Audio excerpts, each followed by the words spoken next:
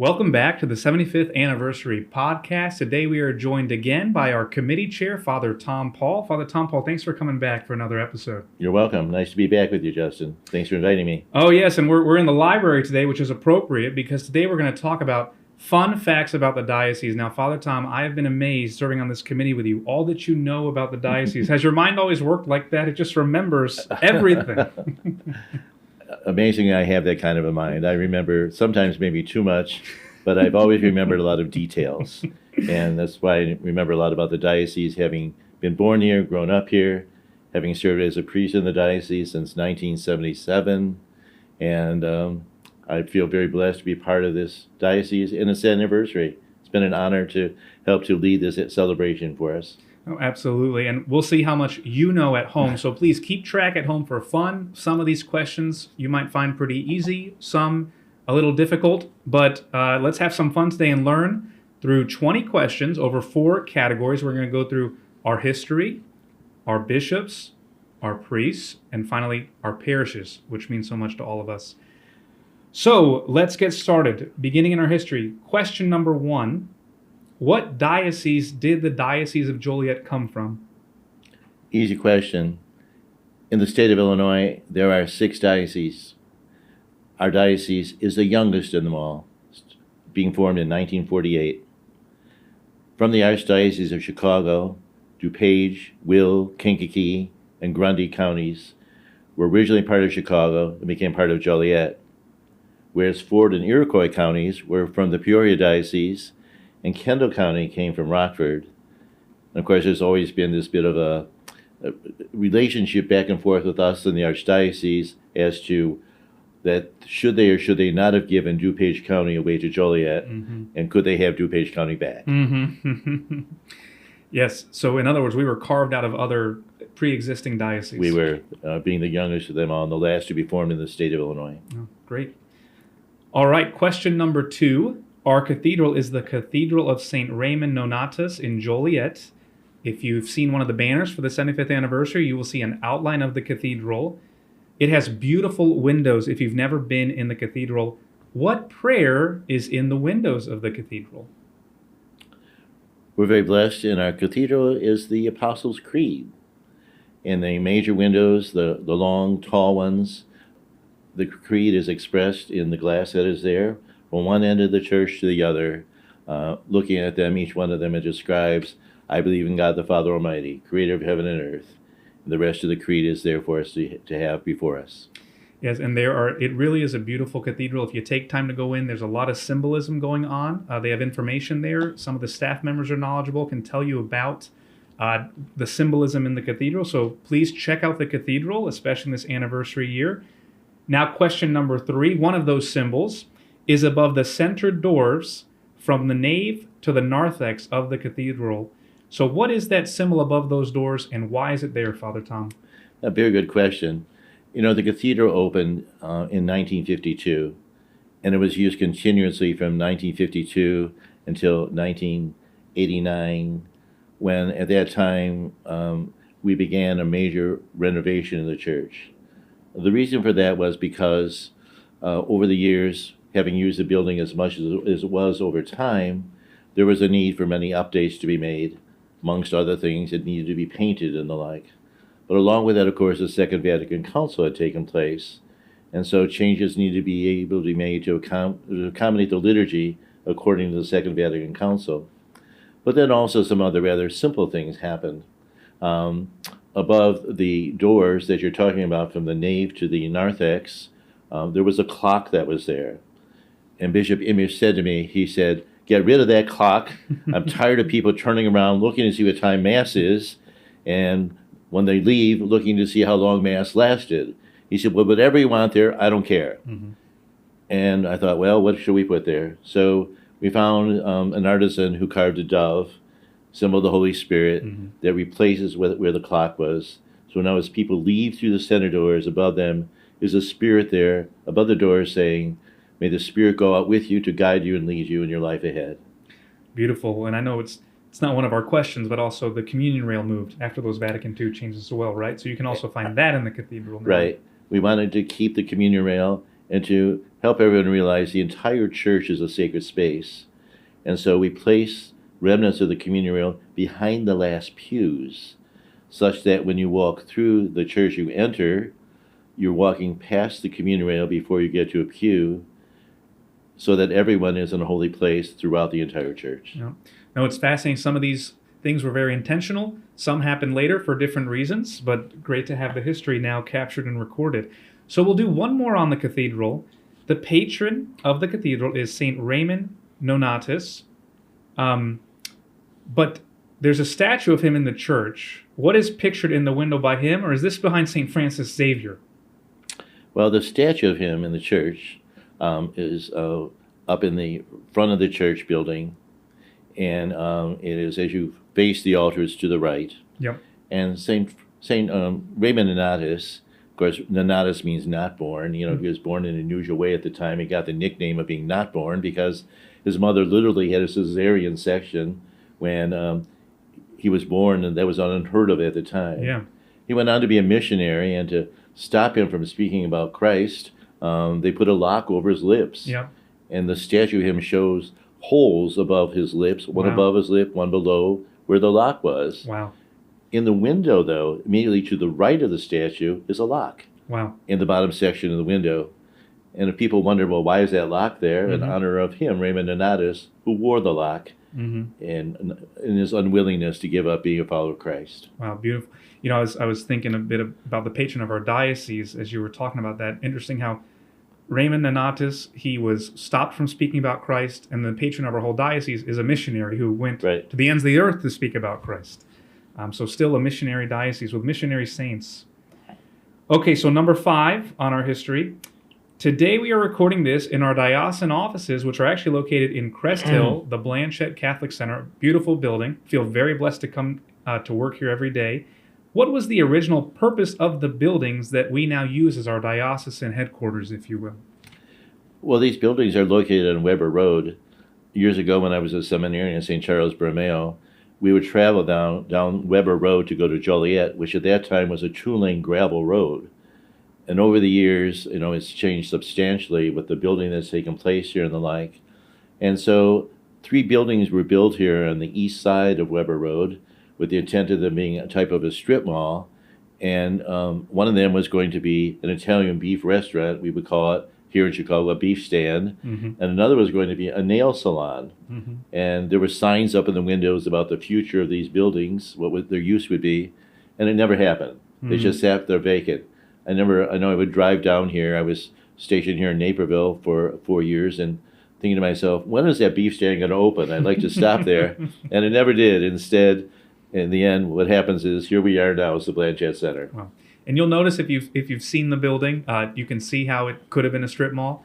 Encourage you to visit the center at some point during the year because you can see the new statue of St. Francis Xavier that was dedicated here, that's fashioned after the statue at the cathedral, to have that connection to our cathedral. So, number 6, last one on our history. Our diocese has, of course, a long history of Catholic education. What is the newest Catholic school in the diocese? The newest Catholic school in the diocese is All Saints Catholic Academy in Naperville, which opened for the school year of 2005 and 2006. For many years was long a hope that a new school would be started there. And after many years of preparation, anticipation, a site was found, and the school year happily opened at that time. And to this day, it continues to be a thriving Catholic school that we have in serving our diocese. Well, great. Well, there's a little bit about our history. 6 questions. Next topic now, our bishops. So, what are the names of our 6 bishops we've had in the Diocese of Joliet? Easy question. First one, Martin D. McNamara. Second, Romeo Blanchette. Third, Joseph Imish. Fourth, J. Peter Sarton. Fifth, Daniel Conlon. And finally, 6, Ronald Hicks. And where did they come from? Where did they come from? Question number 8. Bishop McNamara came from Chicago. At the time when he was appointed here, he was the pastor of St. Francis Xavier Parish in Wilmette. And to no wonder when he came to this new diocese, almost at that time like a missionary area from Wilmette to Joliet was far away. And so we asked that the name of his patron saint of the parish where he was pastor of would also now become the patron saint of our diocese. That's why we're named after St. Francis Xavier. Bishop Blanchette, who had been the auxiliary bishop then under Bishop McNamara, is the only one of the bishops that actually came from the Joliet Diocese. He was from St. George, Illinois, the part of the diocese that for many years had many French-speaking people there, of which, of course, his background was French. Bishop Joseph Imish came from Detroit. He was an auxiliary bishop there and sent to us then as our ordinary following the death of Bishop Blanchette. Bishop Sarton was from Memphis, a priest of Memphis, who then became the Bishop of Little Rock, Arkansas. We always looked upon him as being somewhat of like a Southern gentleman. He had an amazing ability to remember everyone's name. If you told him your name once, he would remember forever. He went from us to be the Archbishop of Seattle, and then unfortunately retired far too early because of medical issues. Bishop Conlon, Daniel Conlon, came to us from originally priest of Cincinnati, and then he became the Bishop of Steubenville, Ohio, and was sent from Steubenville, Ohio here to be our ordinary after Bishop Sarton had left us. And then following Bishop Conlon's time of serving us, Bishop Hicks, Bishop Ronald Hicks, who was an auxiliary bishop of Chicago, came to us to be our bishop, of which we're very blessed to have Bishop Hicks as our bishop now for sure. Great. Well, there you have it. Most from the Midwest area, but quite a lot of variety in their backgrounds. So number 9, we're going to go back to the original bishop's house in Joliet. So this is around the time when you were growing up, Father Tom. I was. What was the name of this hill behind the original bishop's house in Joliet? And I love this story. Well, when Bishop McNamara came here, I don't remember quite for sure where he lived originally, but eventually they built a house for him. And they built a house right on top of a hill where kids notoriously for years had always gone sledding. And so I lived not very far from there, and we would go there Saturday afternoons. There'd be a lot of kids there, like 100 kids there, sledding down the hill. And so there would be sledding down the hill. Now, back then, did they have the nice plastic sleds like we have now? No, there was razors. It was metal at the bottom. There was no such thing as plastic sleds. We didn't even know what that was. You had the regular, iron sleds. Iron sleds. Hundreds of kids at the same time going down the hill. Absolutely, going down the hills, falling all over each other and everything. And, of course, when they built his house, they took away part of our sledding area. All the kids were mad. Well, there he'd be then watching us sometime, and not always happily watching us because there'd be places where there'd be patches with no snow, and we would be then cutting through his grass and making divots in the grass there and ruining the beautiful hill there. So he never knew it, but all the kids would say, "We'll see you Saturday at Bishop's Hill." That was the meetup spot, Bishop's Hill. Bishop's Hill was the name of it, where we went, and to this day people talk about, remember when we used to sled at Bishop's Hill, and McNamara would watch us. Wow, very neat. Well, now on a more solemn note about Bishop McNamara, but an interesting story behind this one as well. How many cars were in Bishop McNamara's funeral procession, and why do you know this, Father Tom? That's a crazy question. Bishop McNamara died on May 23rd, 1966. He had gone to the Mayo Clinic for health issues. His funeral was at the Cathedral of St. Raymond. He was buried then in Resurrection Cemetery in Romeoville. So to get to Resurrection Cemetery, they figured out then the path of how the hearse and cars would go. So they proceeded then north on Rainer Avenue to Ingalls Avenue, and then they went east on Ingalls Avenue to Broadway Street, Route 53, and then went north on Broadway. Our house was on Ingalls Avenue.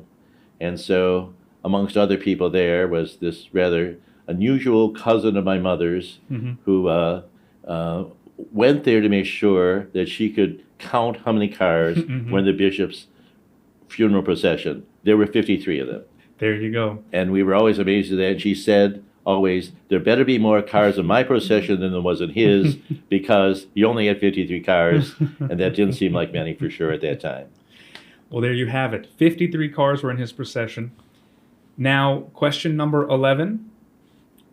Monumental event in the church, the Second Vatican Council, and thinking about our connection to that event. It wasn't long after the diocese here was founded. Which of our bishops attended the Second Vatican Council?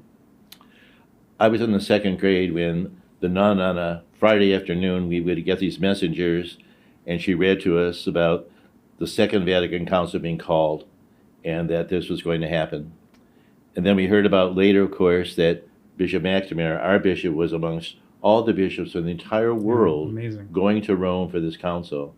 It was a thrilling time. Yeah. I remember we prayed for him, we had masses for him, and unfortunately, because he turned ill soon after he got there, Wow. he wasn't really there very long, and they returned back to the States.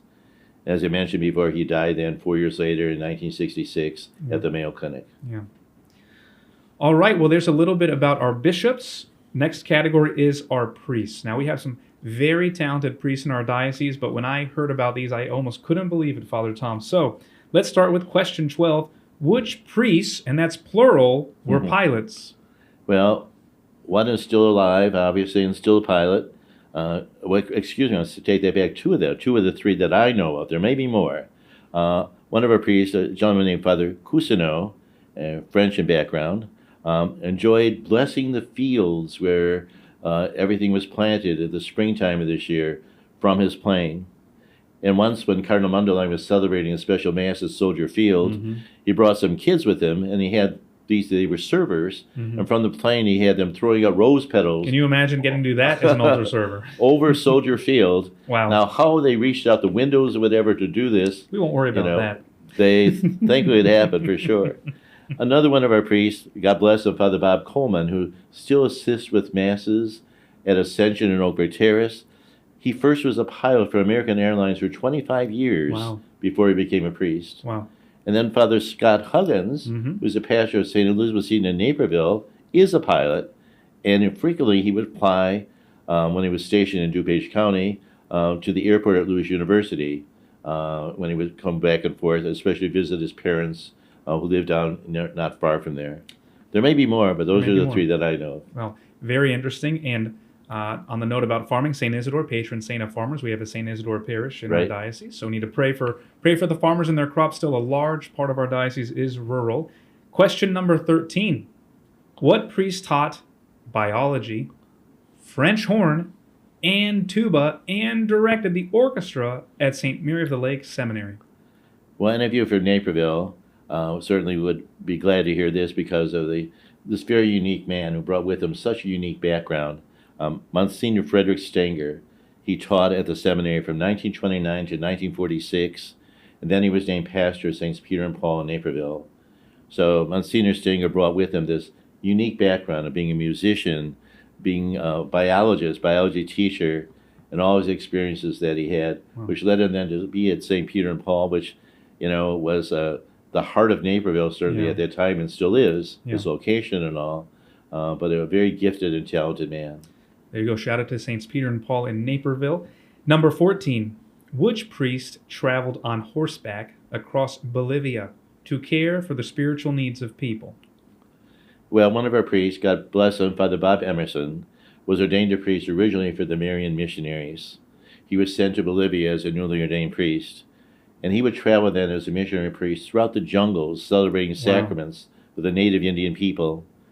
He then came to the diocese after having completed years of missionary service, and his last pastorate was in the parishes in Gilman and Onarga in the southern part of our diocese.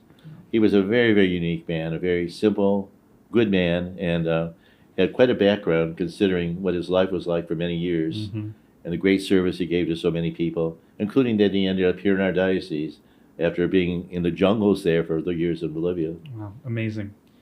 Okay, now number 15, an important figure in the history of the church, at least recent history, is Bishop Fulton Sheen from Illinois. Can you imagine this? He was invited to speak at a church. Which priest hosted him? And then Bishop Sheen then spoke on missions, which was very important to him, and schools. Monsignor Joseph Wagner came to the diocese soon after it began in 1948.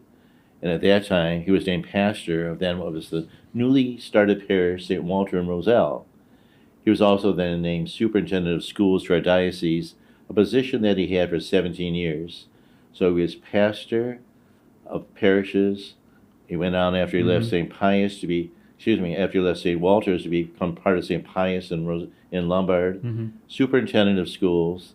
And while superintendent in 1952, he hosted Bishop Sheen at the College of St. Francis, who spoke about mission in schools. Okay, so my apologies. He spoke at the college, but can you imagine Bishop Fulton Sheen in the flesh speaking here in the diocese? Now the University of St. Francis, of course. Yeah. Great. And remember that the name of that parish we just mentioned. That might help you in a later question. Now, number 16. Where did the pastors of 3 Joliet parishes later go on to become bishops? We've been blessed that over the years we've had men from our diocese go on to be called to serve in other places, especially to be the shepherds in those dioceses. Father James Griffith, was a pastor of St. Mary's downtown Joliet, that frequently was called St. Mary Carmelite Parish, or by many called St. Mary Irish. A name like Griffin kind of gives that away. He was formerly pastor also of Assumption and Coal City, and then he became the first bishop of Springfield, Illinois in 1923, when the Alton Diocese was suspended and Springfield was begun. Father Joseph Siegel became a pastor of Visitation Elmhurst, and currently the Bishop of Evansville, Indiana, one of our own priests from here, who grew up, went to St. Raymond's Grade School in Joliet, was at our seminary, St. Charles Borromeo, and then again was pastor of Visitation, vicar at other parishes, and now was the Bishop of Evansville. Father Daniel Ryan, was our auxiliary bishop, and then he went on to become the bishop of Springfield, Illinois. He had also been pastor of St. Thaddeus in Joliet, and also at St. Michael in Wheaton. And then another man, Father Andrew Gutka, grew up in Joliet at St. Cyril Methodius Parish, which was then the Slovak Parish. He was ordained, however, a priest for Fort Wayne, Indiana, and he became the first bishop of Gary, Indiana. But he always came back to Joliet, especially to St. Cyril, because that was his home, Bishop Gutka. There you have it. You never know. Your pastor may be called one day, so we need to let's pray for our priests, pray for our bishops, and last question on our priests. Which priest was famous for singing at Mass and typically serenaded the bride and groom at their wedding? Father Tom White was quite the man. He was a leader in so many ways. The founding pastor of St. Daniel in Wheaton, having served the church in many other places as well, so very well. He loved to sing. He had a great personality. He easily would belt out things from Fiddler on the Roof, Do You Love Me? Things from, like, he would sing Danny Boy and other popular hymns that would make people feel happy and good. And Father Tom White certainly was a blessing for our diocese, and may he rest in peace. Well, that is great. Well, that takes us through the category of our priests. Now, our last category is our parishes. Question 18, what parish is in the northwest corner of the diocese? The northwest corner of a diocese, if you figure out where the diocese is located, how we go from the north and west all the way down to the south, the northwest corner is St. Walter and Roselle. I mentioned St. Walter before, where it was started in 1948, when Monsignor Wagner went there as its founder, and it continues to be a thriving parish there in the Roselle area. All right, number 19. What parish in the city of Joliet was known for many years for having the fastest masses? Well, it had many nicknames. The Fast Mass Church. People would drive there sometimes. It would take them sometimes longer to drive there than Mass would last. And regular weekends, they had multiple Masses, but if there was a holiday weekend, like a Christmas or sometime like that, just the anticipatory Masses, they would have 16 anticipatory Masses. Wow. 4 at 4:15, 4 at 5:15, 4 at 6:15, and 4 at 7:15. Wow. They would never last more than a half hour. As soon as the Our Father was begun to be prayed, they would start giving out communion, and people would start to leave. Homilies were limited to not more than 2 or 3 minutes. Wow.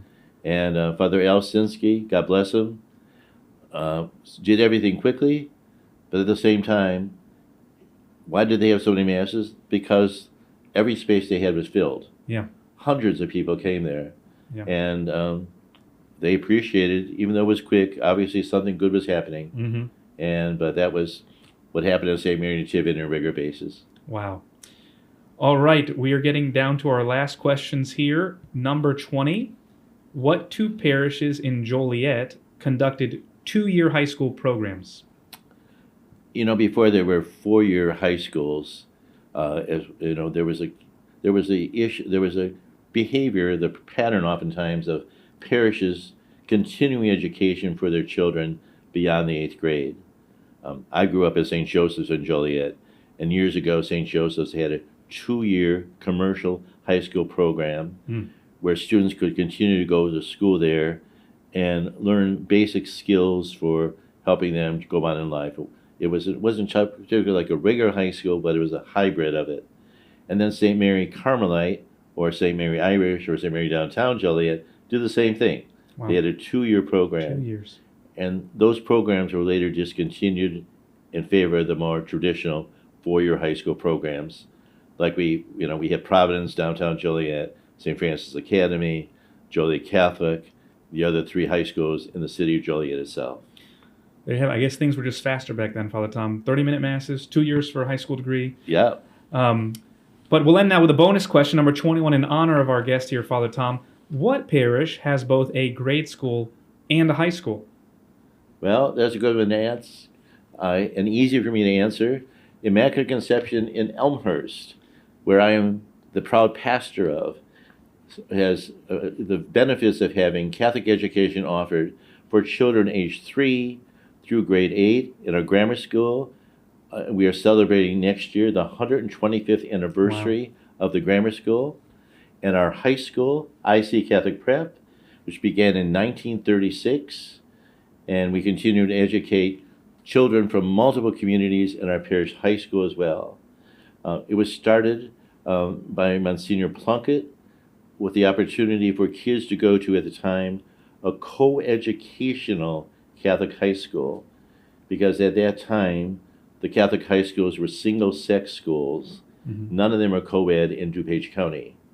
And Monsignor Plunkett wanted children to have that opportunity in high school to go to school together. And so it was formerly called Immaculate Conception High School.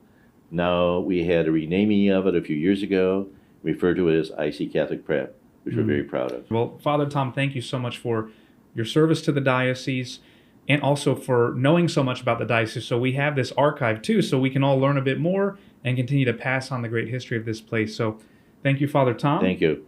Thank you all for listening. Be sure you. to tune in next month as we continue in our 14-part series focused on the 75th anniversary of the Diocese of Joliet.